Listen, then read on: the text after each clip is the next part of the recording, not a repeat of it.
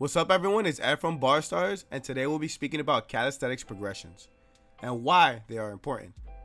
So if you don't know what progressions are, think of a staircase. You walk up the stairs starting from the first floor until you get to the last floor. The first step is the easy one to get to, and it's impossible to skip from the first step to the last step. You may be able to skip one or more with a dirty lunge to get up, but the simplest, safest, and most sure way is to take one step at a time. This is the same with calisthenics. You want to start with the easiest movement and then work your way up. This is a progressive system or progressions, always working your way up. Most exercise programs have this kind of system. For example, for weightlifting, you would start with a lighter weight and then put on a heavier weight as you progress until you get to a really heavy weight.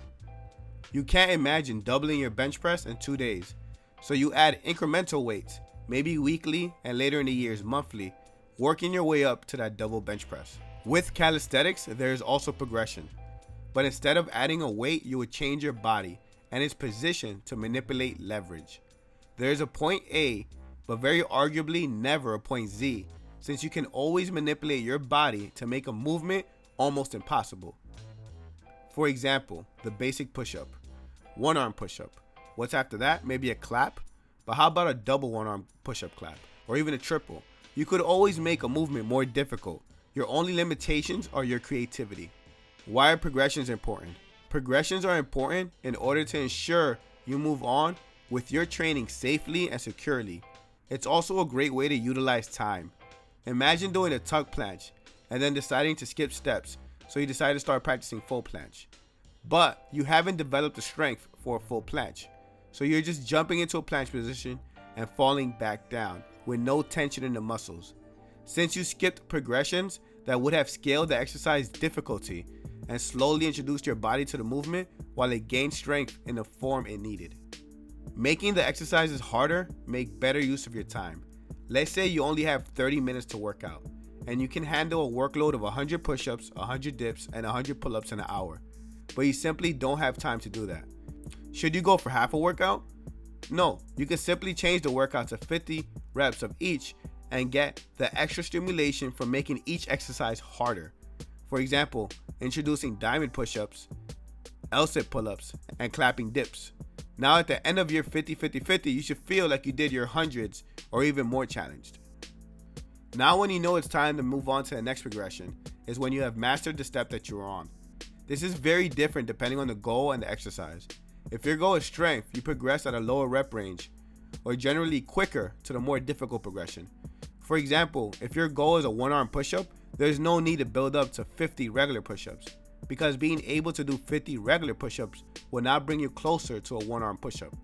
A good rule of thumb is when you can complete 10 perfect reps, you can move on to the more difficult progression, maybe even 5 reps, but I say better safe than sorry.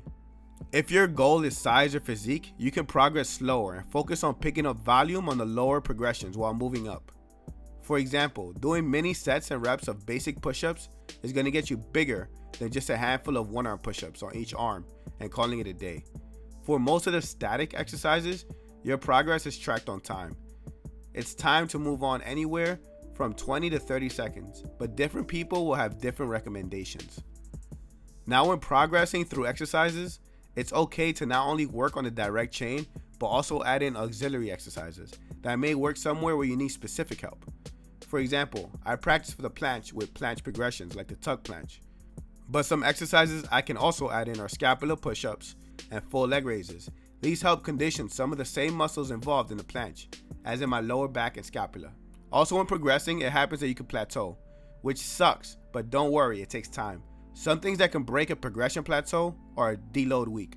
Try cutting back on your training if you feel that you've been overtraining lately. Go for 50% of what you normally do for a week, then come back the next week fresh. Another tip is to develop a new progression. There are many proven progressions out there for many exercises, but that doesn't mean it's a one-size-fits-all. Study what you're trying to work on and see if you can break it down further so you can have half a step instead of taking a full step forward. The last tip for breaking a plateau is to add in more auxiliary exercises. Work on exercises that may assist where you feel you are lacking to progress, whether it be your abs, triceps, chest, or biceps, etc. Thank you guys for watching the video. If you found the video helpful, let us know and give it a share. Subscribe and hit the bell. This is the only way to know when we upload videos. Train hard. Peace, guys.